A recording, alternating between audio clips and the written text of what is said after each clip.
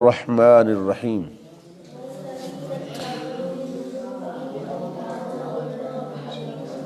الصلاۃ والسلام علیک یا رسول اللہ وعلی آلک واصحابک یا حبیب اللہ۔ آج اگرچہ بات تصوف پر ہی کریں گے ہم، لیکن تھوڑا سا یہ بات ہوگی بچوں کے حوالے سے کہ بچے مسجد میں جاتے ہیں، مسجدوں میں جمعے کے اجتماع پر یا عید کے اجتماع پر یا نمازوں کے اجتماع پر، تو بچے ہوتے ہیں، انہوں نے اپنی شرارتیں بھی کرنی ہیں، انہوں نے دوڑیں بھی لگانی ہیں۔ تو اس پر بعض افراد جو ہیں وہ بڑا چیں بجبیں ہوتے ہیں، ان کی پیشانیوں پر چیں ہو جاتا ہے، تنگ پڑتے ہیں کہ بھئی یہ بچے مسجد میں کیوں لائے۔ مسجد میں دو چیزیں لانے پر پابندی جو حدیث پاک میں رسول کریم صلی اللہ علیہ وسلم سے منقول ہے کہ میت کو مسجد میں نہیں لا سکتے اور بچے کو مسجد میں نہیں لا سکتے۔ میت اس لیے کہ میت جو بندہ فوت ہو گیا ہے، اس کی جو ڈیڈ باڈی ہے، اس کی جو میت ہے، اس میں سے کوئی نجاست وغیرہ نکل سکتی ہے، خدشہ ہے بلیڈنگ کا، نجاست کے نکلنے کا، تو اس سے مسجد ملوث ہوگی، لہذا میت کو مسجد میں داخل نہیں کرنا چاہیے۔ دوسرا بچہ ہے، بالکل چھوٹا بچہ جو پیشاب وغیرہ کر سکتا ہے، پخانہ کر سکتا ہے، مسجد کو ملوث کر سکتا ہے، ایسے بچے کو، تو جو بچہ سن شعور کو پہنچ جائے، تھوڑا سمجھدار ہو جائے، اس کو یعنی بتا دے کہ جی میں نے پیشاب کرنا ہے یا میں نے پخانہ کرنا ہے، تو ایسے بچے اگر مسجد میں آتے ہیں، دوڑتے ہیں، شرارتیں کرتے ہیں، تو بعض افراد کو بڑا برا لگتا ہے، اچھا نہیں لگتا، وہ تنگ بھی پڑتے ہیں، ان کے چہرے سے محسوس ہوتا ہے کہ بھی وہ بہت، اس سلسلے میں رسول پاک صلی اللہ تعالی علیہ وسلم کا عمل مبارک جو ہے وہ ہمیں اپنے پیش نظر رکھنا چاہیے۔ ہماری ایک ماں ہے ام المومنین سیدہ ام سلمہ، ان کی ایک بیٹی تھی سلمہ جو پہلے شوہر سے تھی، رسول اللہ صلی اللہ علیہ وسلم کے ساتھ نکاح سے پہلے وہ بیوہ تھیں، اور ان کی ایک بیٹی تھی پہلے شوہر سے، اور نبی پاک صلی اللہ تعالی علیہ وسلم کی وہ ربیبہ ہے۔ قرآن پاک نے فرمایا نا وَرَبَائِبُكُمُ اللَّتِي فِي حُجُورِكُمْ، وہ ربیبہ جو تمہارے گھروں میں پرورش پائیں، تو وہ ربیبہ رسول اللہ کی، تو نبی کریم صلی اللہ تعالی علیہ وسلم اس بچی کو مسجد میں لے کر جاتے اور اس کو اپنے کندھے پر بٹھا کر نماز کا آغاز فرماتے۔ ایک تو حضرت امام حسن امام حسین علیہ السلام کے حوالے سے رسول پاک صلی اللہ تعالی وسلم کا عمل مبارک ہے، یہ تو آل پاک بھی نہیں ہے، یہ ربیبہ ہے رسول اللہ کی، تو حضور اس کو کندھے پر بٹھا کر قیام فرماتے، اور جب تک قیام کرتے وہ بچی کندھے پر، رسول اللہ کے کندھے پر بیٹھ کے کھیلتی، پھر جب رسول پاک رکوع میں جاتے علیہ وسلم اس کو کندھے سے پکڑ کے نیچے کھڑا کرتے، پھر رکوع کرتے، پھر سجدہ فرماتے، اگلی رکعت میں کھڑے ہونے سے پہلے بچی کو اٹھا کے دوبارہ کندھے پر رکھتے۔ تو بچے کو مسجد میں یا نمازی کے پاس یا نماز پڑھنے والے بندے کے پاس، گھروں میں بھی یہ ماشاء اللہ نافذ کر دیتے لوگ کہ بھئی بچہ نماز کے دوران نمازی کے پاس کیوں آیا ہے، تنگ پڑتا۔ حالانکہ بچہ نمازی کے پاس آئے، نماز کے لیے کوئی بندہ کھڑا ہو، رسول پاک صلی اللہ تعالی وسلم کا عمل مبارک تو یہ ہوتا تھا کہ حضور نماز پڑھ رہے ہوتے یا پڑھا رہے ہوتے، تو کوئی امام حسن آ جاتے یا امام حسین علیہ السلام آ جاتے، تو وہ آپ کی دونوں ٹانگوں کے درمیان سے گزرنا چاہتے تو حضور ٹانگیں کھول دیتے، حالانکہ ٹانگوں کے درمیان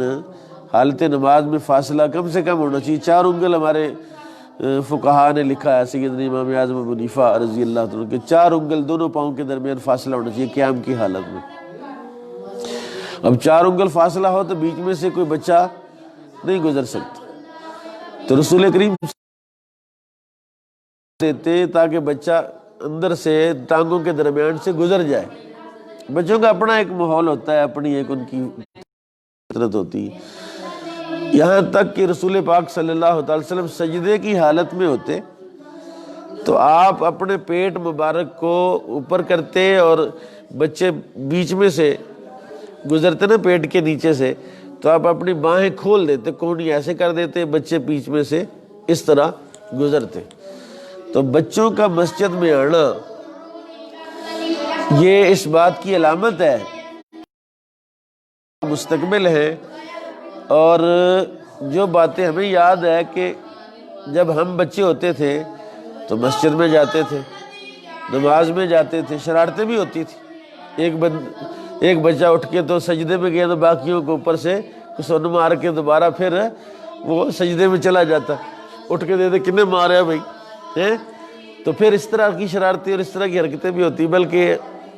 ایک بچے کی تو ایک دفعہ یہ بھی شرارت ہوئی کہ اس نے بچوں کو کسون مارنے کے جائے بڑوں کو کسون مارنا شروع کر دی۔ تو بچے کا مستقبل مسجد کے ساتھ جڑا ہوا ہے، یعنی آج کل یہ بھی رواج ہو گیا ہے کہ لوگ مسجدوں میں بچے نہیں بھیجتے صبح ناظرہ قرآن پاک کے لیے۔ پہلے تو رواج ہوتا تھا کہ بچے مسجد میں ہی ناظرہ پڑھتے تھے، اب جدید دور ہے، لوگ کہتے ہیں جی قاری صاحب گھر میں آتے ہیں جی، تو قاری صاحب گھر میں آئیں تو اچھی بات ہے، قاری صاحب کی بھی خدمت کرنی چاہیے بھرپور طریقے سے، لیکن جو شعور، جو تربیت کسی بچے کی مسجد میں ہو سکتی ہے،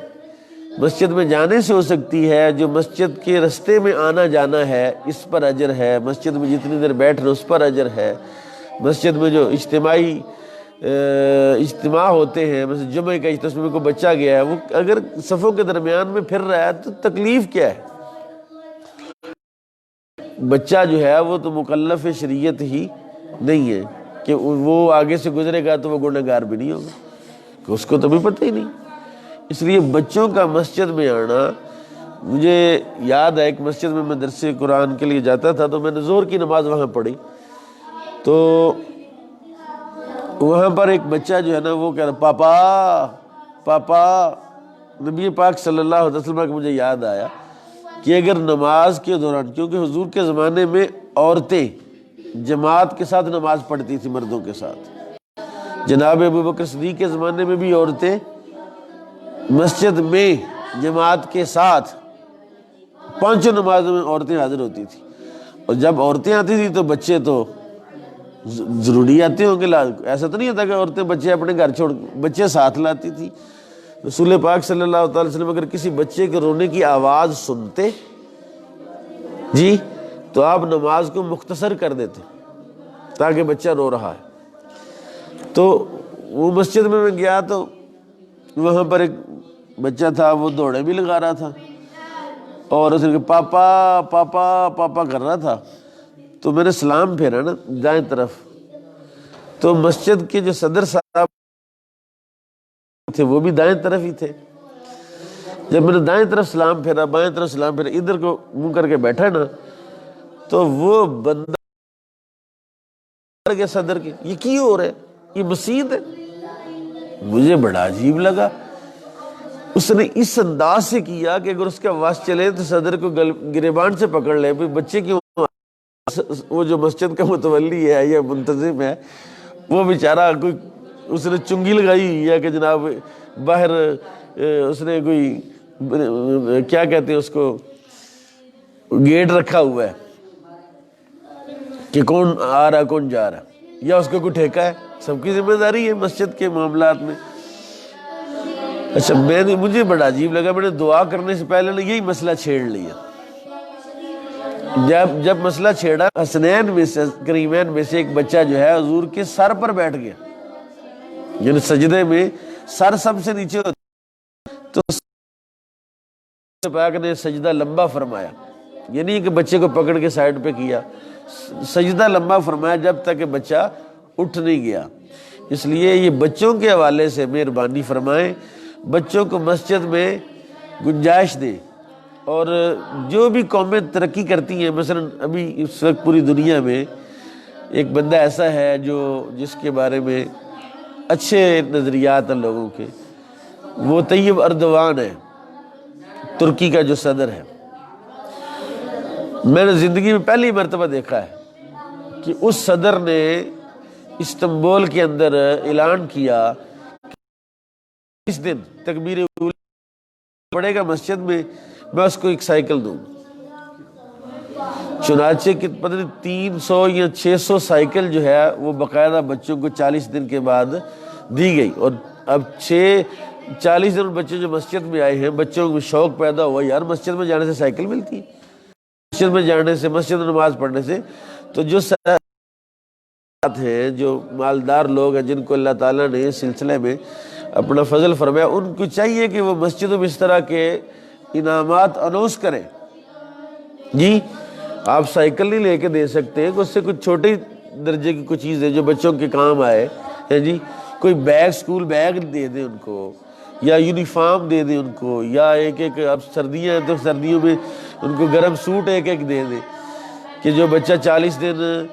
جماعت کے ساتھ نماز پڑھے گا اور حاضری لگوائے گا امام صاحب سے یا مسجد کے وہ جو انتظامیہ ان سے، تو اس کو جناب 40 دن کے بعد یہ انعام دیا جائے گا، تاکہ بچوں کا تعلق مسجدوں کے ساتھ جو ہے وہ ہو۔ جب مسجدوں کے ساتھ بچوں کا تعلق ہوگا تو یقینی طور پر آنے والی جو نسل ہے وہ کم از کم نمازی ہوگی۔ کم از کم جتنے بچے پڑھنے آئے ہیں انہوں نے جمعے والے دن جی ساری صفیں باہر نکال کے مسجد کو دھونا ہے، اس کی صفائی کرنی ہے، اس کو مارنا، اوپر سے جالے صاف کرنے ہیں، دیواریں پھٹیاں تک دھوتے تھے ہم جمعے والے دن۔ تو یہ اب تک وہ دین میں ہے کہ کس طرح مسجد کی صفائی کرتے تھے۔ اب آج کے بچوں کو پتہ ہی نہیں ہے کہ مسجد ہوتی کیا ہے مسجد، بلکہ ایسے بھی کئی خاندان ہیں جی کہ جو خود بھی مسجد میں جاتے ان کے بچے بھی نہیں جاتے۔ مجھے یہاں ایک صدیق پور میں بھی رہتے ایک نوجوان ہے، اس نے میرا خیال انجینئرنگ کی ہے یا کس طرح کا اس نے کوئی ڈگری لی ہے، اس کی معلومات دین کے حوالے سے صفر ہیں، زیرو معلومات۔ اور میں نے ایک مسئلہ بیان کیا، وہ میرے مسئلے پر کمنٹ کر رہا ہوں، اتنا گندا کمنٹ کیا اس نے کہ دینی والے سے یہ کوئی اختلافی مسئلہ بھی نہیں تھا۔ تو یہ اس طرح ظلم نہ کریں اپنی اولادوں کے ساتھ، زیادتی نہ کریں ان کے ساتھ، بلکہ ان کو مسجدوں میں لائیں، ان کو مسجدوں میں آنے دیں۔ ایک تو ہے کہ آپ اپنے بچوں کو لائیں، ایک ہے اگر کوئی لاتا ہے تو اس کے سامنے رکاوٹ نہ بنے، اس کو لانے دیں، تاکہ تمہارا بچہ نہیں گیا تو اس کو تو آنے دو۔ اور ویسے بھی اپنے بچے کی شرارتیں بندے کو بری نہیں لگتی اور دوسرے کی تو یہ زہر لگتی کہتا ہے۔ حالانکہ رسول پاک کی سنت کیا ہے؟ نبی پاک صلی اللہ تعالی وسلم کی سنت یہ ہے کہ حضور صلی اللہ تعالی وسلم کے پاس بچے لوگ لاتے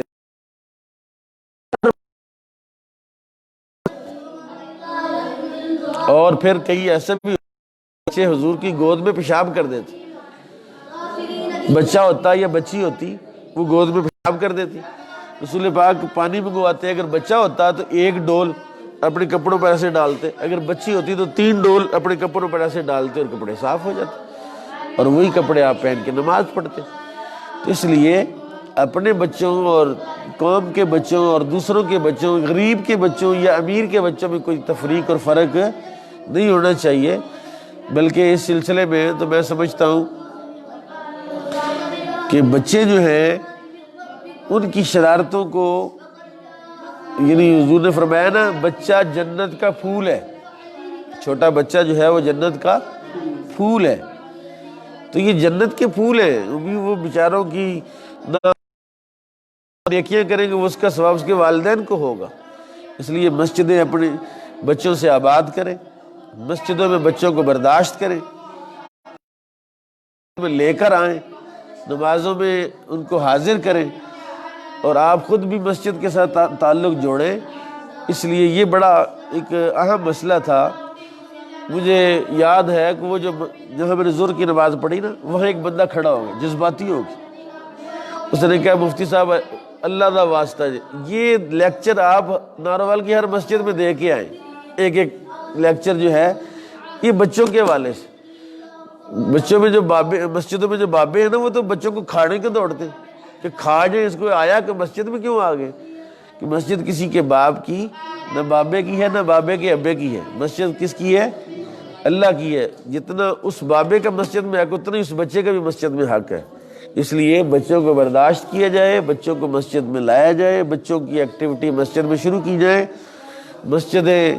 کمیونٹی سینٹر ہیں، وہاں بچوں کی تعلیم کا کوئی اہتمام کیا جائے، ان کی تربیت کا، دینی تربیت کا، ان کی روحانی کا، ان کی جسمانی تربیت کا کوئی اہتمام کیا جائے۔ اللہ تعالی ہمیں عمل کی توفیق عطا فرمائے۔ وما علیہ الرحمہ اللہم انت السلام انک السلام تبارک ربنا وتعالیت یا ذی الجلال والاکرام رب اغفر وارحم وانت خیر الراحمین برحمتک یا ارحم الراحمین۔